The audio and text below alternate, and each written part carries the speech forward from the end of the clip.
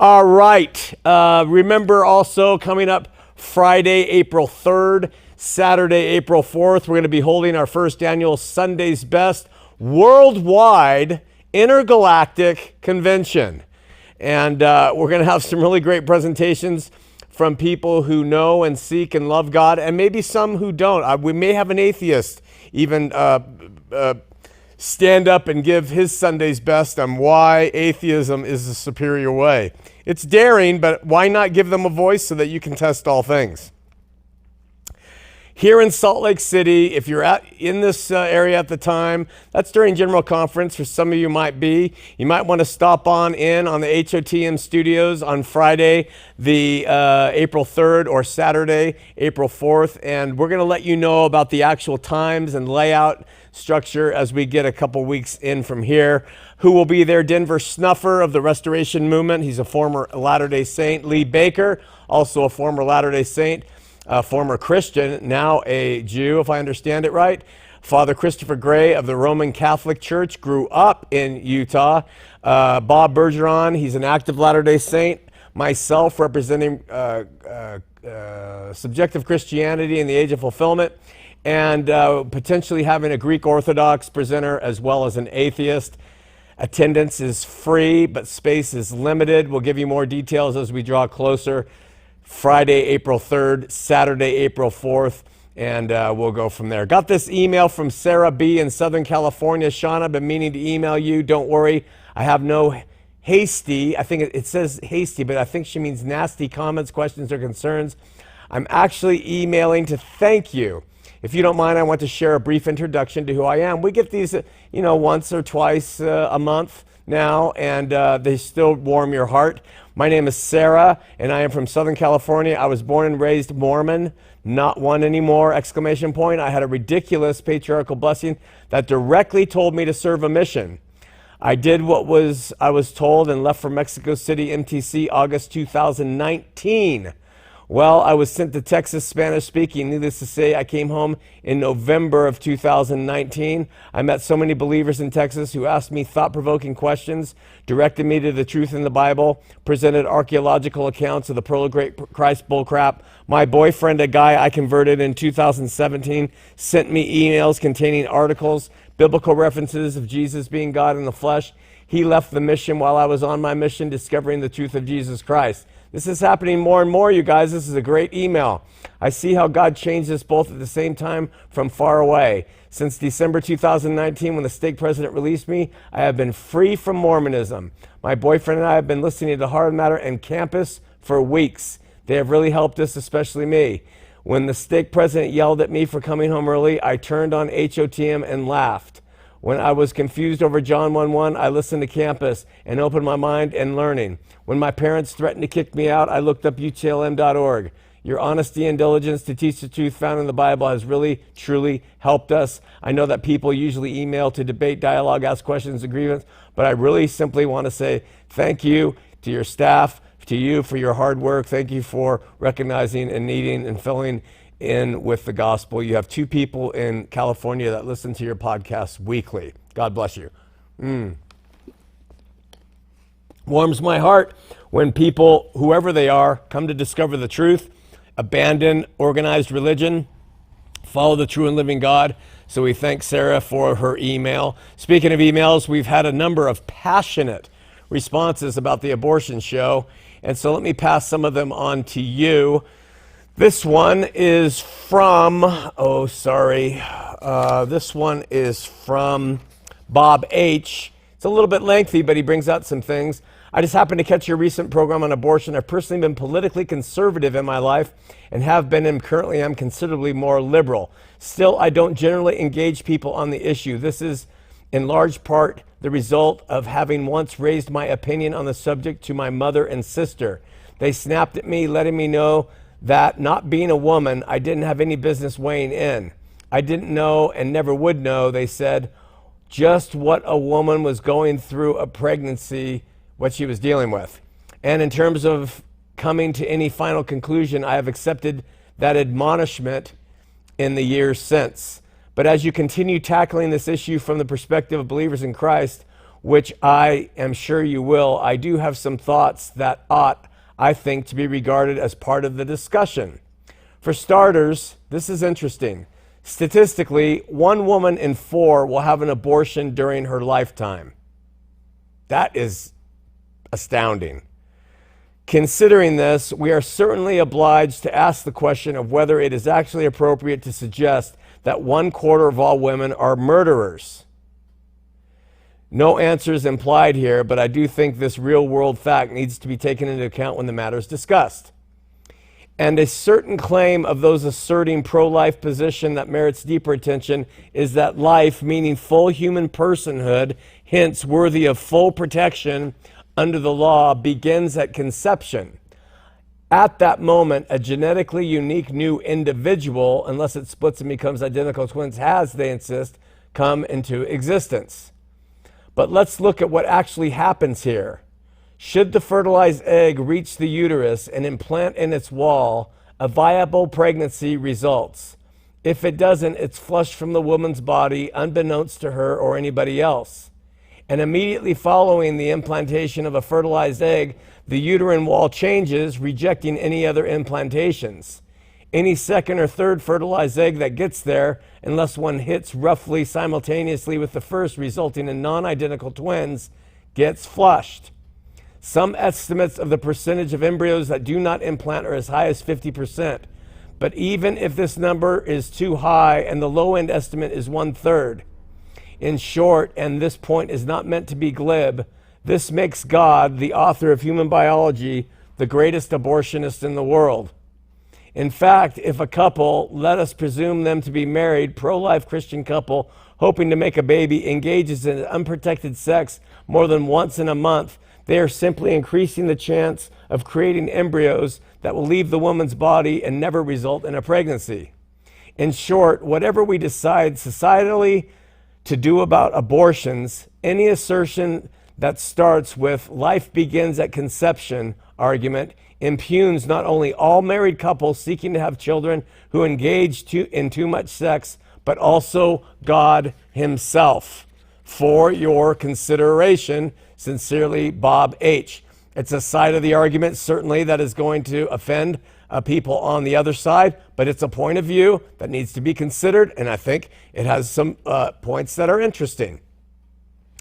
Jacob wrote, I just watched your video on abortion. First, I have to say you're brave to cover such a topic. Having said that, I'm sorry, but the logic you use makes absolutely no sense unless you're a complete and total anarchist.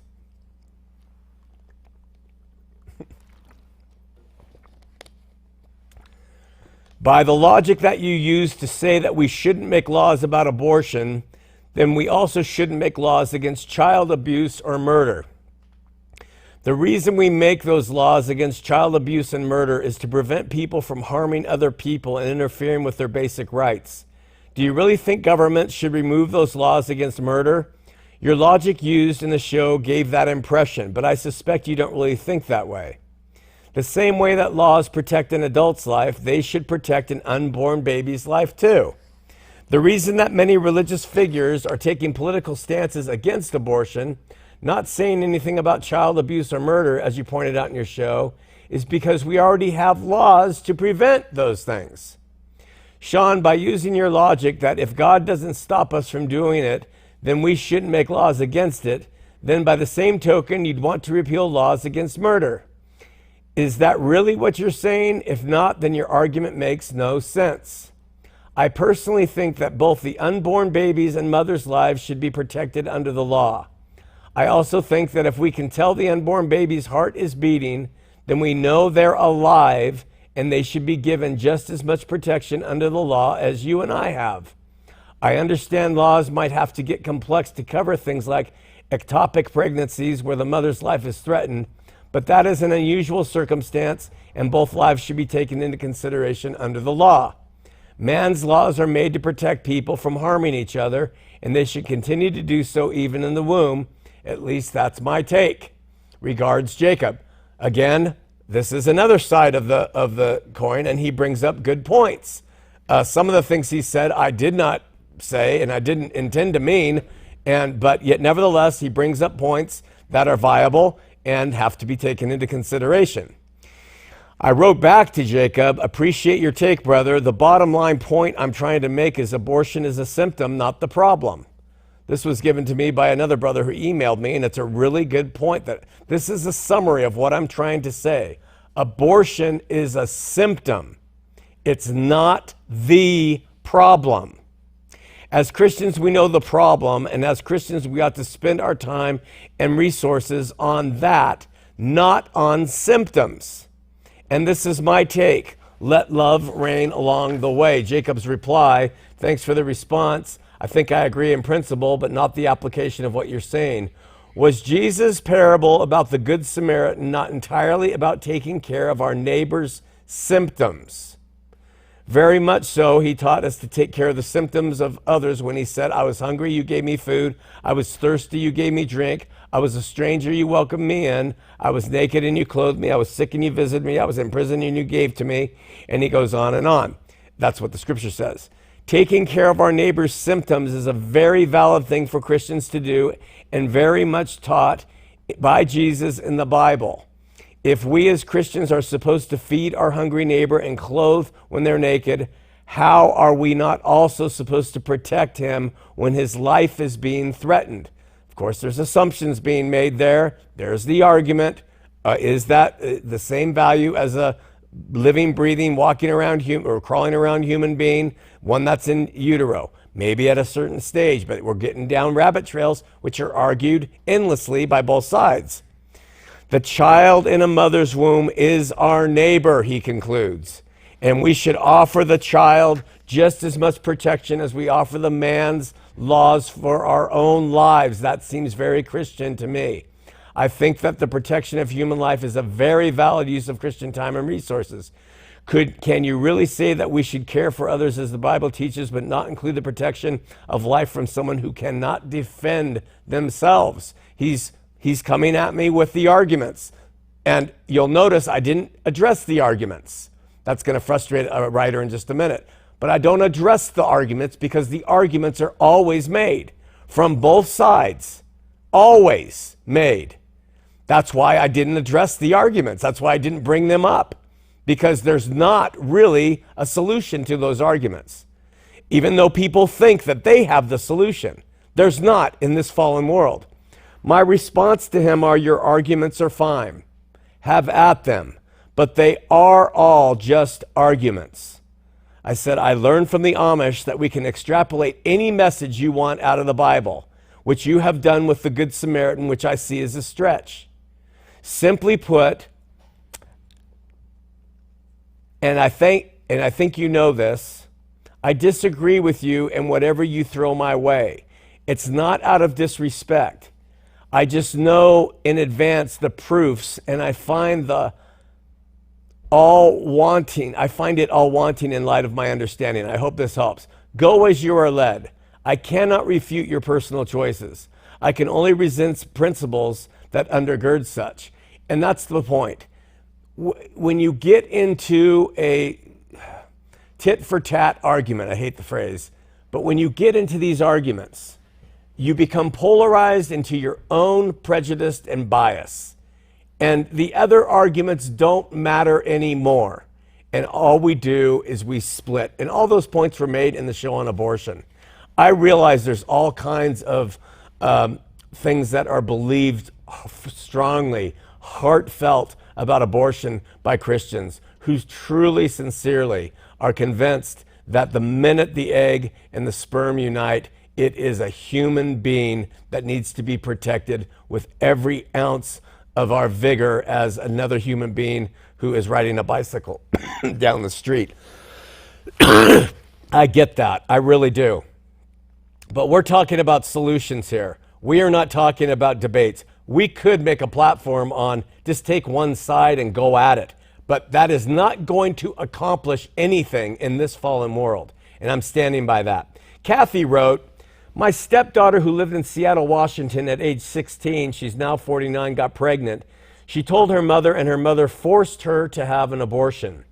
She wanted to have her baby, but her mother wouldn't hear of it. I watched her spiral down in her life to drugs, prostitution, and to being homeless. It breaks my heart. She has had 2 bouts of breast cancer, has lost her teeth from drugs. She steals to get by. Her mother has abandoned her. Her father has died. She was raised LDS. No one can reach her, and I have no idea where she is. She told me years ago that when she was able to move back to Utah, that being forced to having an abortion broke her. She has never been able to get over it and condemns herself. I wonder how her life might have been if she had been able to have her baby. Only God knows. It's just so sad. My daughter, who has been a midwife in California for 15 years, said it does something painful mentally and emotionally to woman when life goes out of her through miscarriage or abortion. God bless women who suffer from their loss in this area. Thank you for openly talking about these topics and for the openness. It's long overdue. I love transparency. It's set me free. God bless you and the God you serve. So, again, a fantastic insight, and one that I readily admit that I think abortion is horrible personally, and I think that it does damage to women. That is my main belief about the practice. However, as strong as I believe that and have never agreed with the principle of abortion, even in my own life when it was convenient for someone to have one in our minds, and we didn't go forward because there were false pregnancies, but I still believe we have a better way of approaching the subject than the way we're doing it. And, you're going to disagree with me, of course. And some of you are going to agree with me, and some of you are going to think it doesn't matter. Abortion's nothing. It's like getting a wart removed. We're going to divide. That's the point. But I made my case for it in the show, and that's what it is. Jim wrote, this is pretty strong. I've been listening to you for 3 or 4 years and would have to say that I thoroughly have changed many of my views. I love your style of teaching and how you dive into the scriptures to show how you have arrived at your stance. You, by far, are the greatest biblical teacher I've ever listened to or watched. Thank you for that very generous compliment. I have really debated in my own head for days as if it would even be worthwhile to approach you on the topic of abortion. I have watched hundreds of hours of your teachings and do not recall ever seeing anything like what I watched in that episode on abortion. The entire episode was your emotions, anger, and opinion. I saw absolutely nothing that was based in fact, which is unlike you. I would have to say that I honestly have no idea what you really believe.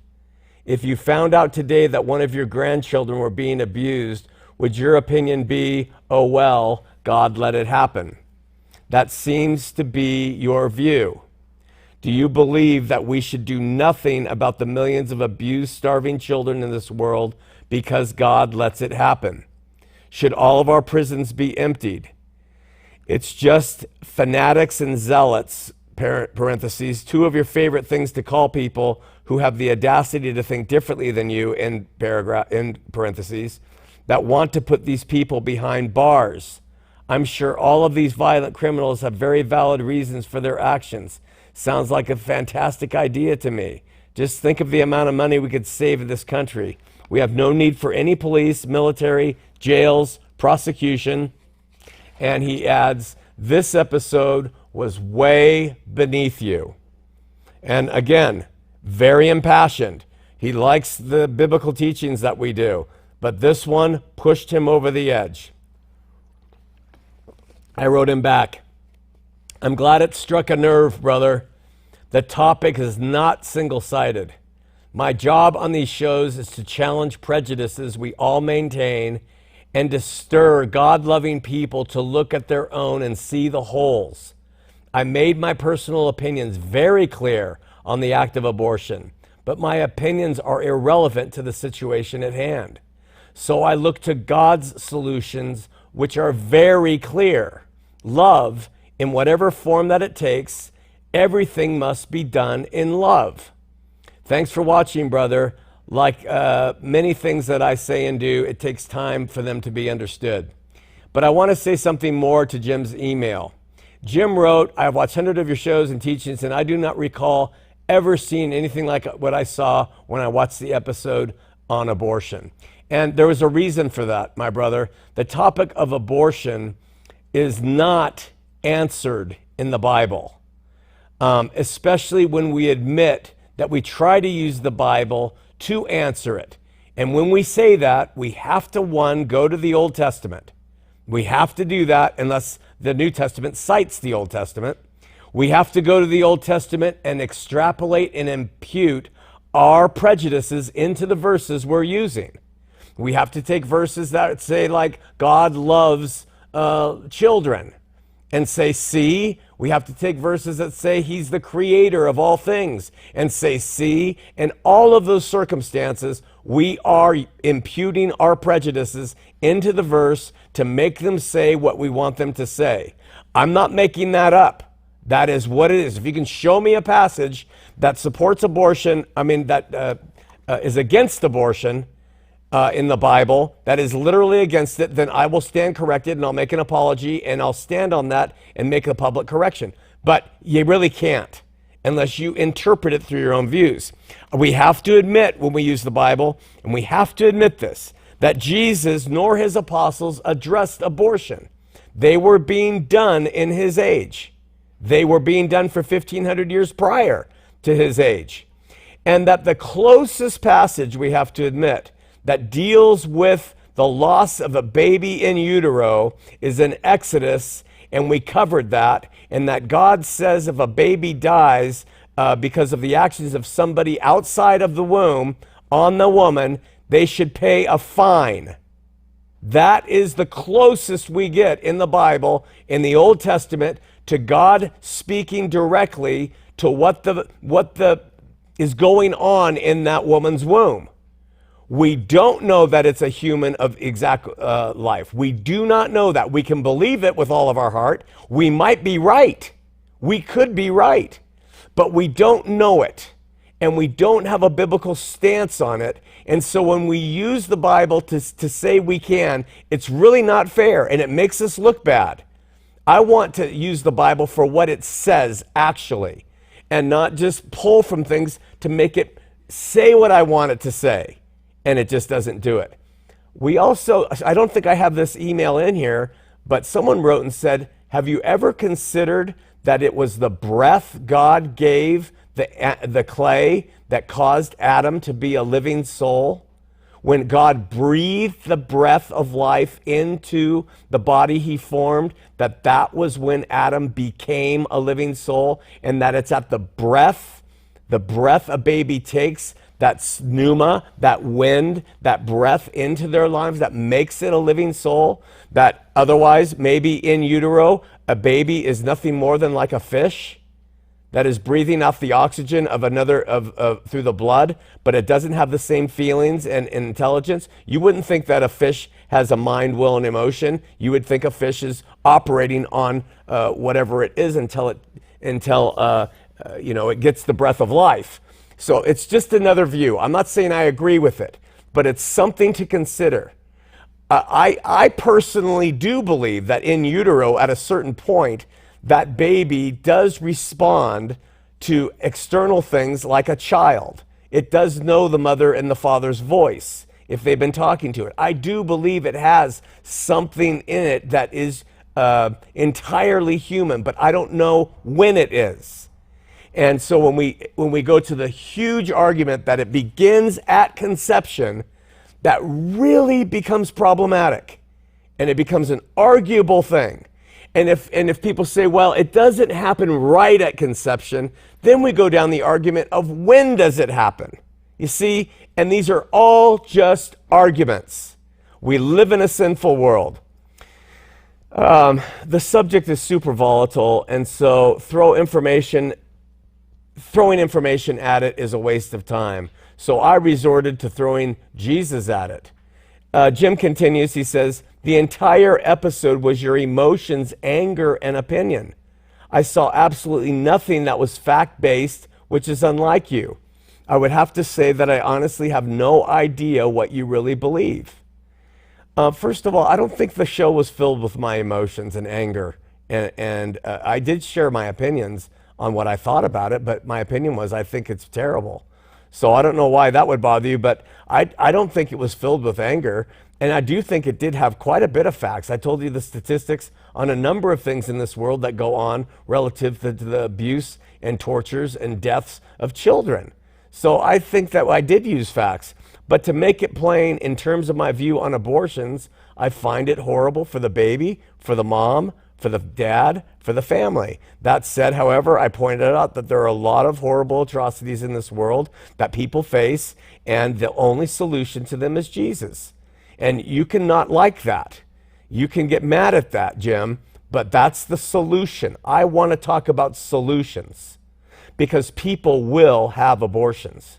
And I want to know what the solution to that abortion is in their life so that maybe they won't have another one. Maybe they'll change their mind about having the first one, or maybe they'll be able to live with what they feel inside about having the abortion in the first place. We had a caller when we did the abortion show. She's a woman, she's a mother, she has a child she loves, and she does not regret having that first abortion. Should we punish her? She's a Christian. Should we punish her for that? I don't think so. I think that she, in this day and age, is responsible to God for her choices, just like I am, just like you are, and we all should love her and each other, right? So Jim then asks, if you found out today that one of your grandchildren was being abused, I have 2 grandsons, would your opinion be, oh, well, God let it happen? That seems to be your view. I think my answer is going to surprise you, Jim, because that would certainly be part of my response, you see, because he would have let my grandchild be abused. You have to understand that. God is all-powerful, all-knowing, omniscient, omnipresent, omnipotent, and my grandson got abused. God allowed my grandson to be abused. And I would incorporate that thinking into my counseling with their parents, with the mother, that he didn't stop it, not because he's a bad God, but because he's a good God.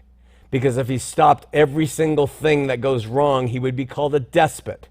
He would be called an autocrat, and he would be forcing everybody into righteousness and not giving us free will. So God does allow free will choices in this world, and Christians have to accept that. God does let it happen, and so I would absolutely believe that, even though it would be insufferable to know that my grandchild or grandsons suffered, but it is part of the condition, and my job would be to teach them to trust that in this abuse, good can come out of it, not to bemoan the fact that they were abused, because we're all abused. We've all experienced heinous things. Are there laws to punish perpetrators? There are.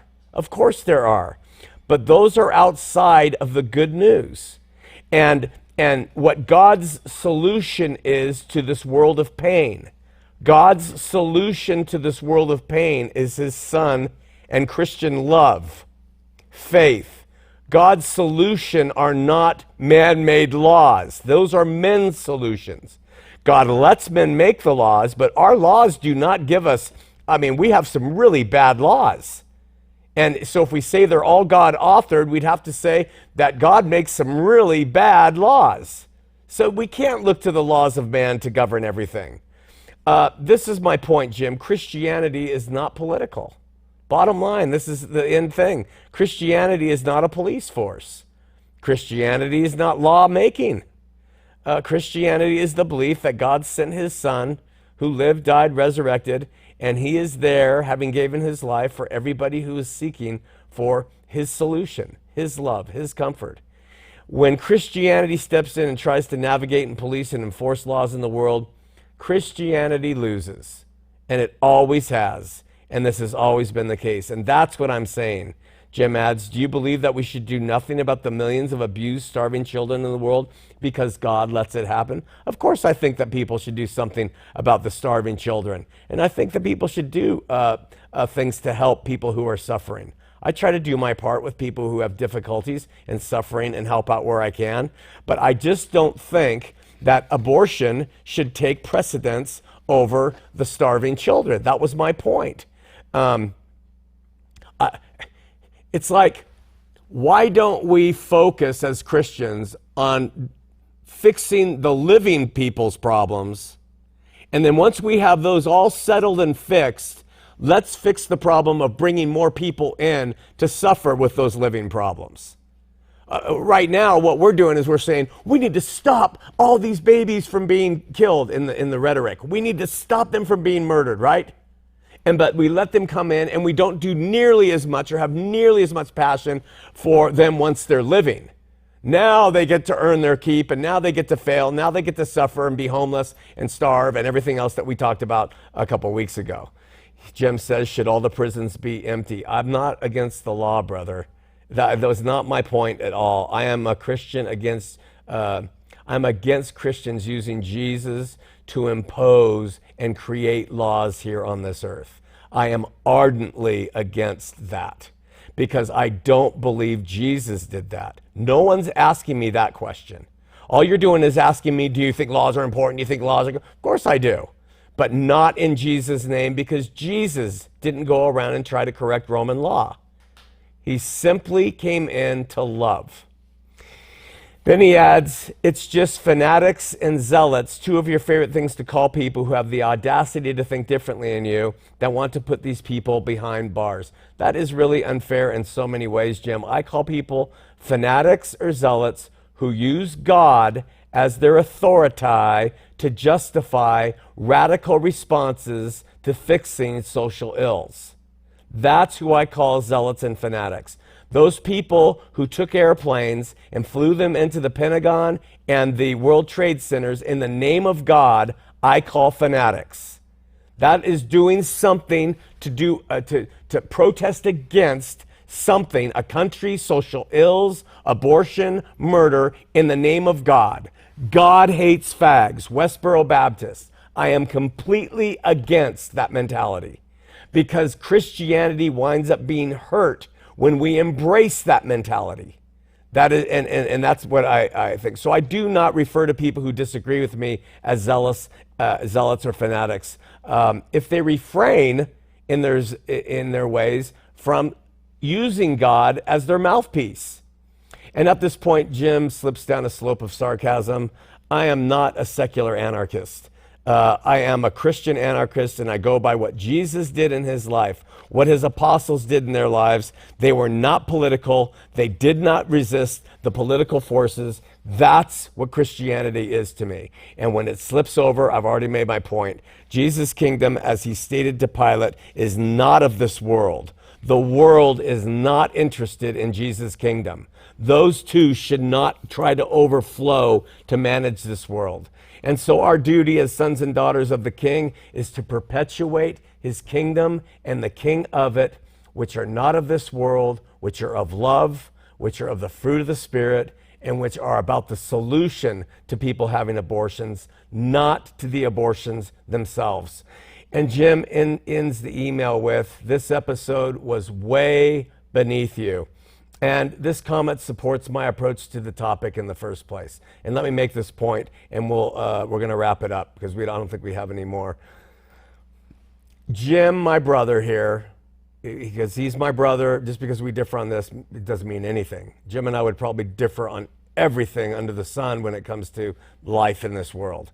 But he loves the Lord Jesus Christ. He's my brother.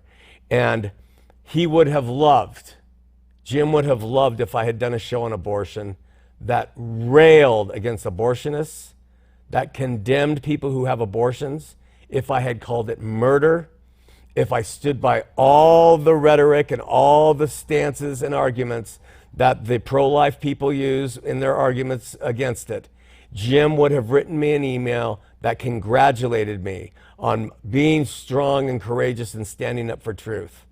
And at the same time, I would have had others who would have said, you have no idea what you're talking about. You're just ranting on and jumping on one side of it. I'm pro-choice for these reasons. and would have sent me email and email after email after email. And this is the problem with believers taking sides on this. And Jim's email is a perfect example of that. Because I didn't side with Jim on this, he writes an email against me. If I had sided with him, someone else would have written an email against me. And this is what happens with these topics. It's all used by darkness to keep us at each other's throats, and instead of sharing the good news with people and the solution to these problems. And that's my point from the beginning. We do have a phone call from Will in Virginia. Will, you're on Heart of the Matter. Hey, what's going on, brother? I'm all right. How you doing? I'm doing well. I can't complain. Not that I do much good, right? No, it doesn't do much at all. Yeah. So, I never called in. I've made a comment or two. I've watched your videos for a while. And I wanted to express appreciation for what you do in questioning everything, and especially religious presuppositions like eisegesis versus exegesis, right? Yeah. Examining things for what they are versus what we come in with presuppositions on. I have a similar story probably to a lot of Mormon children, in that I was raised in a religious cult. Wow. I know the C word is hard for some people, so high control group maybe. And I was, from the ages of 5 to about 14, 15, I was raped and beaten on a regular basis. Oh, my gosh. By my stepfather. And, when I reported him, he was in trouble for a few months. And then, like my mother was directed that, God wanted her back with him. So then, a few months later after I reported him, I got to continue being abused for another year or two. Wow. And it's all because of religious fervor. It's all rules of men versus what's God's justice versus man's justice, or that's not the right term. I think you know what I'm trying to say, though. Absolutely.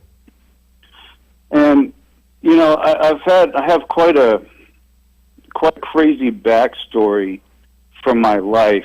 My entire life has been lived in extremes. You take the abuse from a young age. You go forward at the age of 16. I left. I was able to find my birth father and was able to make my exit out of the Jehovah's Witness cult. I had proved it false by the age of 16 biblically. I did a lot of research back then, and it just didn't add up scripturally, right? Mm-hmm. And, fast forward, I'm a medically retired veteran of the Army now. I've been there, done that. Been in combat. I was in the 1st platoon to respond to the 9/11 attacks at the Pentagon. Like, I've had a crazy life compared to a lot of society. Mm-hmm. And I heard you commenting a little bit ago, or someone commenting, well, what about the children and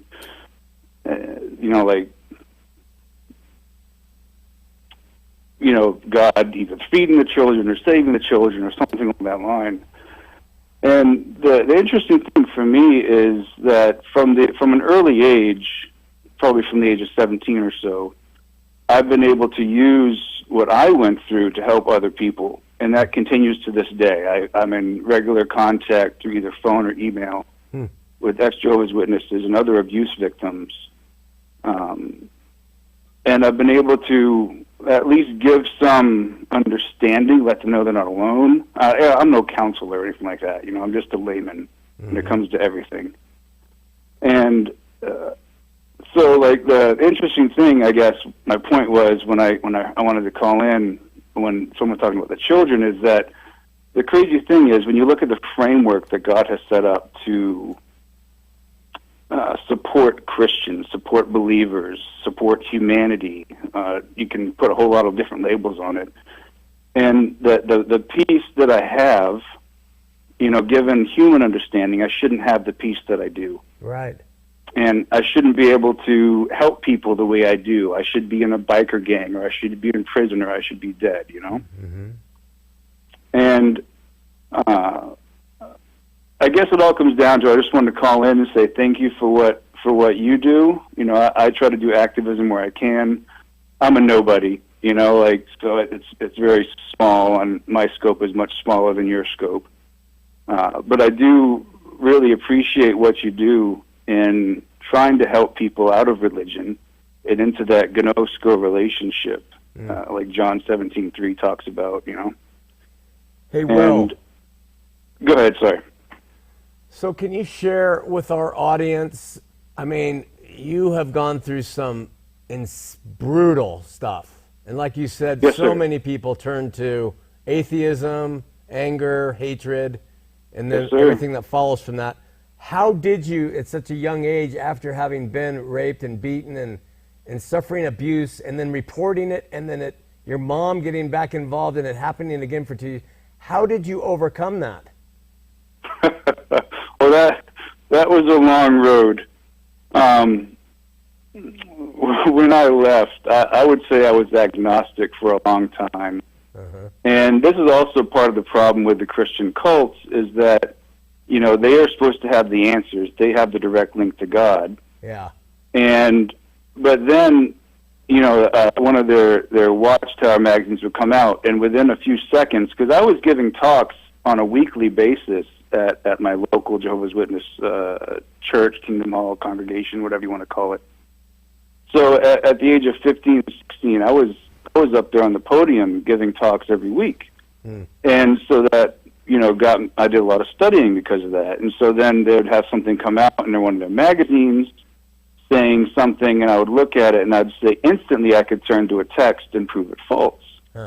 And here I am as a kid thinking, these men are supposed to have a direct line to God. I know that I'm nothing special. How is it that I can read this and instantly turn to a verse and disprove them? Yeah. And so that soured me for many, many years. And it was probably, I think, 2012. So after I left, it would have been probably about 15, 20 years before I became an actual Christian. And there was a lot of anger and hate in my life. I lived a very, you know, seeking pleasure type lifestyle, some of what you've talked about. I won't use bad words because we're on air, but I went down a very fleshly route for a while. But there was nothing lasted there. Yeah. And so overcoming that was, I guess, when I finally let God into my life, when I finally took a step back and said, okay, like I had some supernatural experiences, I had stuff that had happened to me that I was like, I can't explain some of this. And once I finally let go of my ego a bit, man, it was like an overnight thing where instantly my entire life changed, my perspective on things. There were certain, even music I wouldn't listen to anymore because, and not in a religious way, but just I used to listen to some pretty hardcore stuff that was probably satanic. And it was, so I switched over to finding stuff that wasn't, you know, quite so vulgar, I guess. So in summary, yeah, go ahead. Will, share just give advice to our audience before we depart with you about what they should do if they've been in a similar circumstance of having difficulties with, you know, abuse and all the stuff which many people do. What would you say to them? What encouragement, what would you say to help them come to the point that you did? Find the path to love. That's the hardest thing to do coming from my background. And, you know, the crazy thing is the last probably 6-7 years of my military career, I was in special operations. And it was in that environment that I finally learned compassion. It was you know, it wasn't a John Wayne type environment. Out of all the guys I served with in special ops, it was, I can only think of one or two that hadn't been through abuse comparable to mine. And when I got looks of shock a few times at guys saying, holy cow, you're the coldest person I've ever met, And that helped me realize, so it was people that had been through that, people that could understand, and that's a hard thing to find at times. I was very lucky in my experience. Mm-hmm. And then finding the path of love through that, but that takes human connection. It takes connection with God. It takes connection with a higher power. Mm-hmm. And I'll be the first to admit that's not easy, especially when you're in the middle of something, middle of going through it. Sometimes the hardest thing to see is reality. Sure. And I would say don't give up. You know, like, there is a better life out there. You can overcome these things. And, you know, I've held a gun to my head more than once when I was just done. But for whatever reason, I didn't pull the trigger. And man, but life gets better. That's what I can say is it gets better. Don't give up. That's awesome, brother. Really appreciate you watching, Will. Really nice to meet you. It's an honor. Same here, brother. Same here. Thanks for the call. God bless you. Yes, sir. God bless you. Talk to you later. Bye-bye. I get the opportunity to take a friend of mine over to a place where people who don't have homes live. And last week, or on Sunday, I took him to drop him off. And on the curb, the place doesn't open till 5. On the sidewalk was a woman, and she had to have been 80, maybe 70, 75, 80. She was about the size of a child, about the size of a 6-year-old, maybe, and she was just maniacally rocking back and forth. I dropped my friend off, and as I left, I watched her, and she was screaming something.